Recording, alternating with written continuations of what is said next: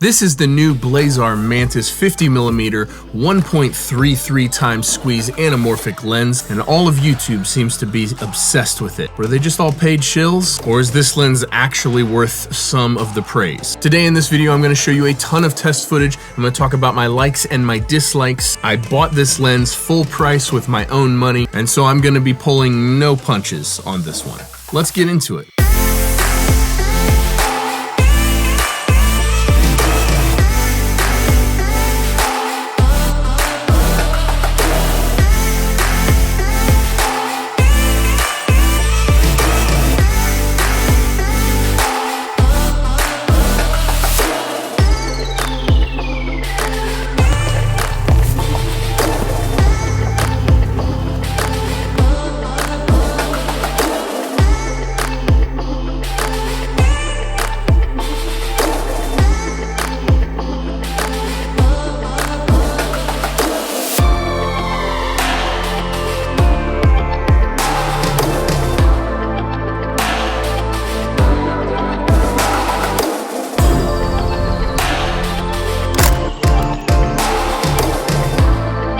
Hey everyone, I'm Cole Caparoon. Thank you for stopping by the Aperture Life. Now in this video, I want to talk about everything about this, the build quality, the image quality, what it feels like to use, but most importantly for me is this is stop number one on figuring out which lens I'm going to use to build out an entire cinema lens kit. I have a handful of other lenses that I've tested out, done a bunch of these exact same shots with, and so this is video number one. We're going to go over a detailed review of every lens that I'm considering, so don't forget to subscribe if you want to see those future videos. And then at the end of the series, I'm going to compare them all side by side. Vintage lenses, cinema lenses, anamorphic lenses, and a few others. So firstly, let's talk about the build quality. It's an all metal housing, metal gears. It feels great, honestly. It really does. The focus ring is very, very smooth. It might be a little light for some people. It moves fairly easily. Some people might prefer something that's a little bit stiffer. I don't have a problem with it, but it is very much on the light side. The aperture gear feels exactly the same, maybe slightly stiffer than the focus gear, but overall build quality feels really good actually, especially for the price point. Now size and weight varies a little bit depending on what mount you have it on. I have it on the E mount. Side note, they never have the E mount in stock, so I actually bought it in the PL mount. When I did that, they gave me 50% off getting a different mount, so I swapped the mount myself, and I have a whole video on this channel detailing that. But honestly, it was pretty straightforward, pretty easy to do, but it did change the dimensions of the lens. However, weight on the Blazar Mantis 50mm here is 1.67 pounds. It has a 77mm front filter thread, and the front of the lens is 80mm for matte boxes. Now, 77 is an interesting size because it's not the most common. However, I do use an 82mm filter thread most often because that is the biggest lens that I've been using for a long time, has an 82mm filter thread. So I just use a 77 to 82mm step-up ring. It's been fine. At 1.67 pounds, I feel like this is kind of the sweet spot for a lens, for a handheld rig like my FX3 here. It balances very, very well with the V-mount on the back and the lens on the front. It's not front heavy, it's not too light. It's perfect, honestly. It's the perfect size in my opinion for a more run and gun handheld rig like this. Now, while the lens feels very good and well made, the packaging did not. And I know that this isn't a huge deal, and I'm sure this is one of the areas where they are saving as much cost as humanly possible, because in the grand scheme of anamorphic lenses, this is a very inexpensive lens. But the packaging left a lot to be desired. First of all, when I unboxed it, the box was half smashed up, so it was not packaged very well in a way that felt like it was very protected. And then the actual lens box inside of it was also damaged, and there was some thin foam separating the box from the actual lens itself. There was no damage to the lens itself whatsoever. It was completely fine. However, you know, the unboxing experience left a little to be desired. Maybe that matters to you, maybe it doesn't. At this price point, it doesn't bother me so much, but I feel like it's never a bad thing if the unboxing experience is robust and you feel like it's well protected. Let's talk about what it's like to use, and then we'll get on to image quality. Now, first off, what it's like to use, I already said it's very well balanced on a rig like this, which is great.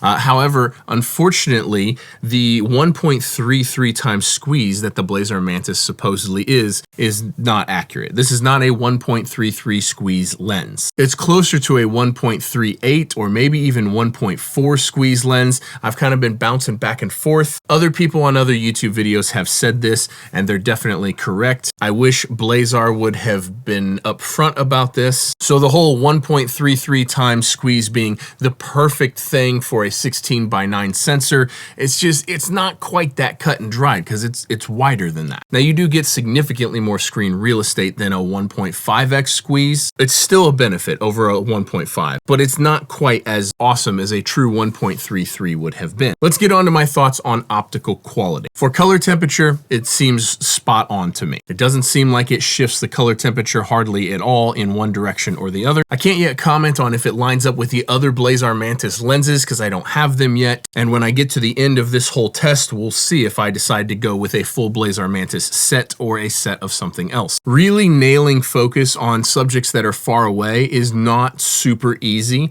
However, nailing focus on things that are kind of medium to close range, super easy. And I think this is pretty common on pretty much all cinema lenses. Like, it's much easier to focus on something that is medium to close than it is medium to far. But it's just something that I've noticed, and so I wanted to bring it up. T2 is about as slow as I personally want to go because I'm very commonly filming in not so brightly lit environments just like this. I mean, right now I'm filming on my A7 IV with the 24mm 1.4 at 1.4. And so that is one of the reasons I decided to try for the Mantis, is because T2 is as slow as I'm willing to go. I really like the focus fall off of this lens.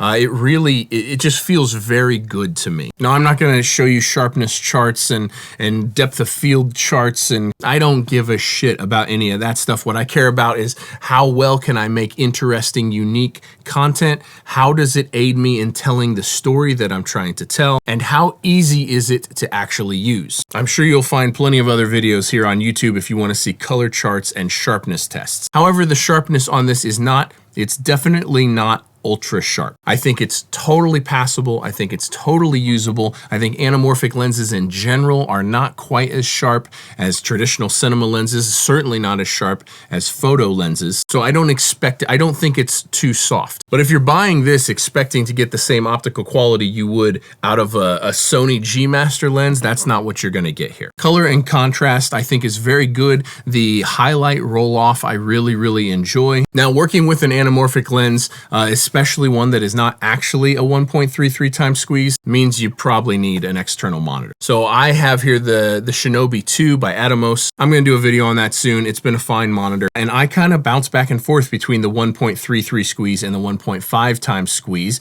kind of depending on what I'm filming. It's a bummer that it lives like right in between those squeeze factors. What I have been doing a lot is using the Monitor Plus app on my phone with the Tilta wireless follow focus, and so I have it all set up in a cage, and it's much easier to just pull focus that way. And the Monitor Plus app allows you to dial in completely custom values. So I've gotten a lot of enjoyment out of just doing that, especially if I'm filming myself, running the Monitor Plus app at a 1.38 or a 1.39 times squeeze, and that gives me a very accurate representation of what's actually happening, in addition to allowing me to pull focus on myself very easily while being out of reach of the actual camera. I'll be doing a whole video on that as well, so subscribe if you haven't yet. It's a wonderful system, and the Monitor Plus app is fantastic. But it is another pain point for this lens, that it is not a 1.33 and it is not a 1.5. It's kind of right exactly in the middle. And so if your monitor that you're using doesn't have custom values, this is a thing that you're gonna have to deal with. Now, in terms of the bokeh, it's fantastic. I mean, the anamorphic bokeh is wonderful. I don't know that it's got more character than something like my vintage Pentax Super Takamar 50mm. Like, this has just an insane amount of swirly, artistic looking bokeh. I think the Typox Chimera C lenses, which might be on my list to test out in this whole series, they have very swirly, characterful bokeh. So the Blazar Mantis does do a very good job of mimicking that 2x squeeze bokeh with the oval aperture that it has in it. That's part of the secret of this. If you haven't seen any other videos on it, it has an oval aperture. So it looks like the bokeh is more stretched than it is, more closely mimicking a 2x anamorphic lens. And I think, in my personal opinion, that's kind of the only reason to go with this. Because if you're filming on a 16:9 sensor, using a 2x anamorphic lens is like you just have this tiny little sliver of a video clip, and then you got to chop tons of the sides off to even make it usable, and all the sides is where the majority of that character lives. But as soon as you go down to an actual 1.33 times squeeze anamorphic lens, there's not a lot of character going on there in a lot of them. So you get like the extra pain points of dealing with anamorphic, where you have to run an external monitor and you have to de-squeeze, and then you have to de-squeeze in post. There's like a bunch of extra steps in dealing with an anamorphic lens. And if you're not getting all that extra bokeh quality, then it kind of seems pointless to me when you could just run a vintage lens like this or something like the Typox Chimera Cs and get boatloads of character in your bokeh without any of those extra steps. So that is the reason why I have went with this Blazar Mantis over any of the other 1.33 times squeezes, and I think it does a very good job of that. There is wonderful character in the bokeh. Next, let's cover focus breathing real quick. It's not great. It is far from the worst I've used. It's not any worse than a lot of other lenses, and certainly not worse than my vintage lenses, but it is significant. However, I have not actually noticed it when pulling focus in real world use case scenarios. In every situation that I've used it so far where I've wanted to pull focus, the focus breathing has not bothered me. So it definitely has some. It's not enough to bother me. Now, the Blazar Mantis also has very classic barrel distortion, which pretty much all anamorphic lenses have either barrel or pincushion distortion. I much prefer barrel distortion if we're gonna have any. I just feel like barrel distortion is a little bit more pleasing, but the distortion is not nearly as bad as some other anamorphic lenses. It's totally in the realm of like, it doesn't bother me at all. And I wouldn't even, at least on the 50mm here, I wouldn't even change how I would film something because of the distortion. As to where with other lenses that have more extreme distortion, you would want to avoid filming subjects on the sides because the warpage would just get too much and it would look weird.